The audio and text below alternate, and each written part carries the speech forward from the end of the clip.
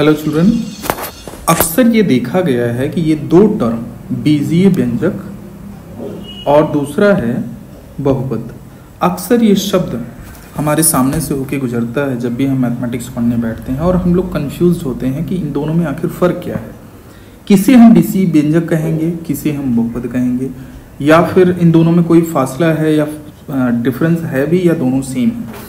तो इसी पर हम लोग डिस्कशन करेंगे। एक एक के डेफिनेशन को जानेंगे, पहले स्टैंडर्ड उनकी क्या डेफिनेशन है और फिर किस तरह के होते हैं, कुछ एग्जाम्पल्स देखेंगे और फिर हम लोग देखेंगे कि उनके बीच में डिफरेंस क्या है। तो आइए स्टार्ट करते हैं।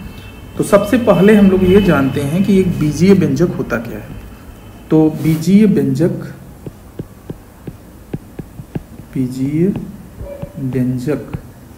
या जिसे हम इंग्लिश में कहते हैं अलजेब्रिक एक्सप्रेशन।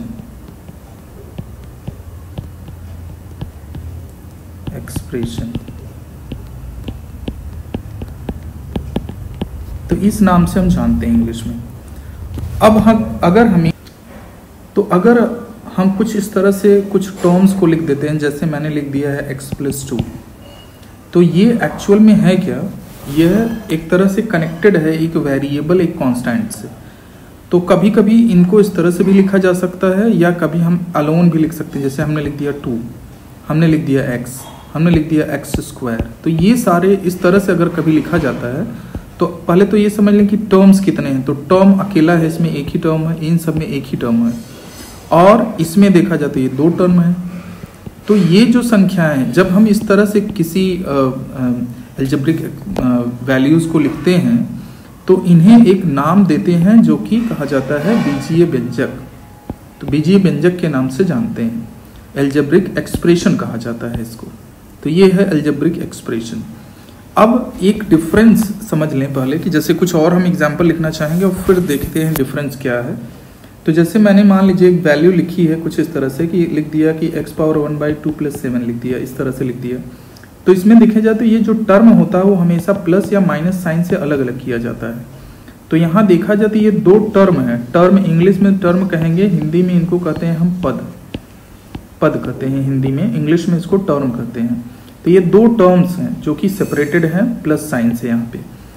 तो ये दो पद वाला क्या है? एक अलजेब्रिक एक्सप्रेशन यानी बीजीय व्यंजक है। अच्छा, ये बीजीय व्यंजक है तो बड़े आराम से समझ में आ गया कि ये बीजीय व्यंजक है, ठीक है। चलिए, लेकिन क्या यह एक बहुपद भी है? अच्छा, एक चीज समझ लीजिए कि चाहे हम बीजीय व्यंजक की बात कर रहे हों चाहे बहुपद की बात कर रहे हों, इन दोनों में ये इक्वल टू का साइन नहीं होता है, इन दोनों में। तो ये सबसे इंपॉर्टेंट चीज नोट करने की है। अगर इक्वल टू का साइन हो गया तो हम इसको कहते हैं इक्वेशन, या फिर इसको आइडेंटिटी या समीकरण या फिर सर्वसमीका कहा जाएगा। हालांकि उसको अभी बाद में हम लोग देखेंगे अगले एग्जाम्पल में या अगले पार्ट में वीडियो के।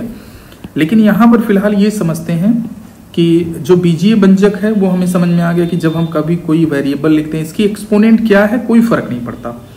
तो जब हम एक वेरिएबल लिख देते हैं या फिर एक कांस्टेंट लिख देते हैं या इनको इंटरलिंक्ड कर देते हैं प्लस या माइनस साइन से, इस तरह से कुछ, तो इस तरह से बन जाता है ये जो इनको रिलेट कर दिया गया है, या रिलेट ना भी किया जाए तो ये जो इस तरह से अलजेब्रा में जो टर्म लिखे जाते हैं, इस तरह इनको कहा जाता है बीजीय व्यंजक।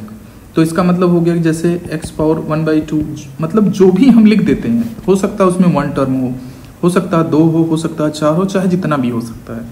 तो इस तरह से जब कभी भी हम लिख देते हैं ये वेरिएबल या कांस्टेंट को, इसको हम बीजीय व्यंजक के नाम से जानते हैं। तो जैसे देखा जाए तो ये एक बीजीय व्यंजक है, ये अकेला बीजीय व्यंजक है, ये बीजीय व्यंजक है, ये सब बीजीय व्यंजक कहे जाते हैं। अब आता है क्वेश्चन मन में आना चाहिए कि ये पॉलिनोमियल क्या होता है, क्योंकि ये दोनों अगर चीजें समझ में आ जाए तो फिर कॉन्सेप्ट बिल्कुल क्लियर हो जाएगा।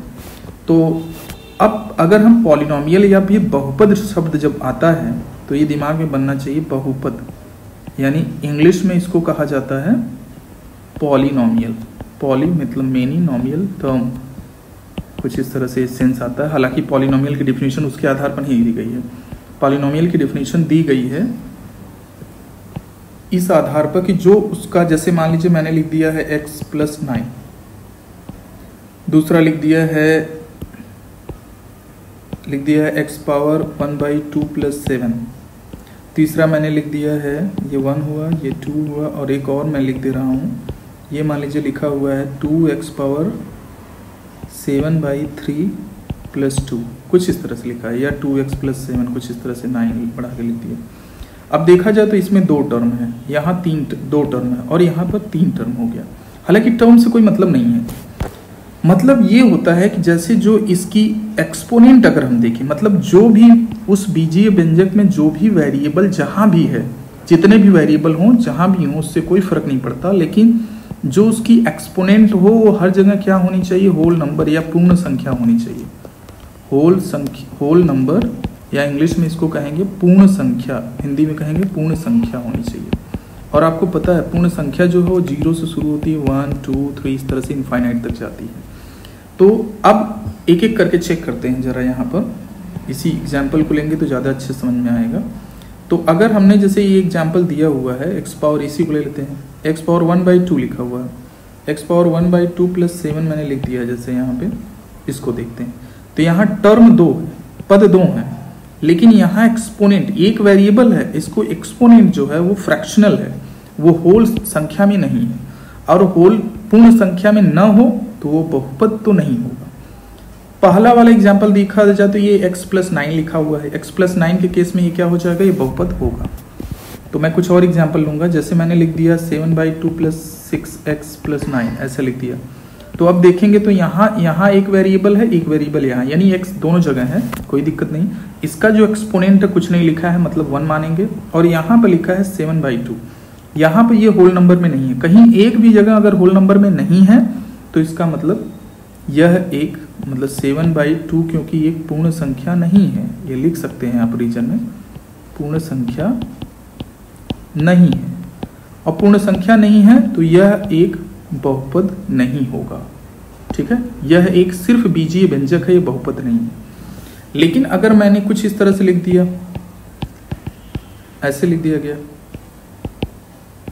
ऐसा लिखा है, तो अब देखिए यहाँ 3 जगह पे वेरिएबल आया, यानी टर्म तो देखा जाए तो 4 है, पद कितने हैं 4, यहाँ पे 2, यहाँ पे 6, यहाँ पे 7, तो ये सब के सब होल नंबर है, 7 6 2 सब के सब क्या हैं, होल नंबर हैं, यानी कि ये पूर्ण संख्या से बिलोंग करते हैं, संबंध रखते हैं, पूर्ण संख्या है। अगर ये पूर्ण संख्या है तो हम ये कहेंगे कि यह एक बीजीय व्यंजक तो था ही, जब भी ऐसा कुछ भी लिखा जाता है इस तरह का स्ट्रक्चर अलजेब्रा में तो इसको हम बीजीय व्यंजक कहेंगे, वो तो कन्फर्म है ही, लेकिन यह बीजीय व्यंजक एक बहुपद भी है।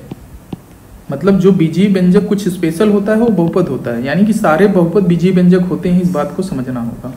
इसको मैं लिख भी दे रहा हूं कि सभी बीजीय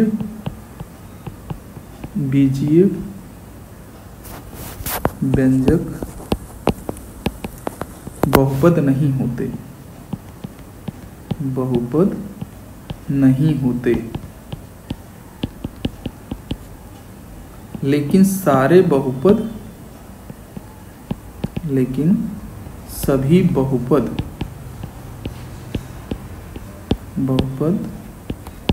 एक बीजीय व्यंजक होते हैं, बीजीय व्यंजक होते हैं। तो ये एक बहुत महत्वपूर्ण लाइन है, ठीक है, ये एक बहुत इंपॉर्टेंट लाइन है कि जितने भी बीजीय व्यंजक हैं उस सब के सब बहुपद नहीं होते, लेकिन जितने बहुपद होते हैं वो बीजीय व्यंजक होते हैं। वही बीजीय व्यंजक जिसके जितने भी वेरिएबल्स हैं, जितने भी चर संख्याएं हैं, उनका एक्सपोनेंट क्या होना चाहिए, होल नंबर होना चाहिए, पूर्ण संख्या होना चाहिए। ठीक है, अगर इस चीज को आप डिफरेंशिएट कर लिए तो फिर आप समझ गए कि क्या होता है बहुपद, क्या होता है बीजीय व्यंजक। कुछ एग्जाम्पल देख लेते हैं, उदाहरण बहुत इंपॉर्टेंट है, समझ लेना। कि जैसे मैंने लिख दिया 7x + 9y + z। अब देख लीजिए यहाँ पर यह एक बहुपद है, यह एक बहुपद है, लेकिन ये अलग बात है कि इसमें 3 टर्म्स हैं। तो ये बहुपद है तो किसमें है, x y और z में है, तो एक तरह से यह एक अलग तरह का बहुपद है जो कि 3 वेरिएबल का है।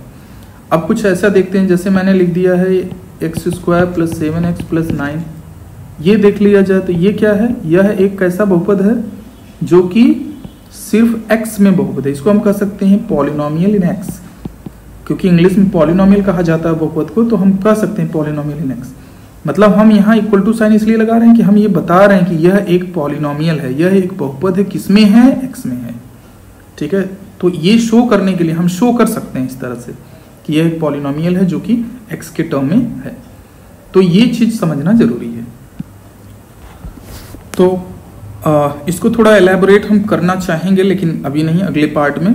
अगर कुछ भी कंफ्यूजन हो तो हमें यहाँ कमेंट में लिखकर सूचित करें। Thank you.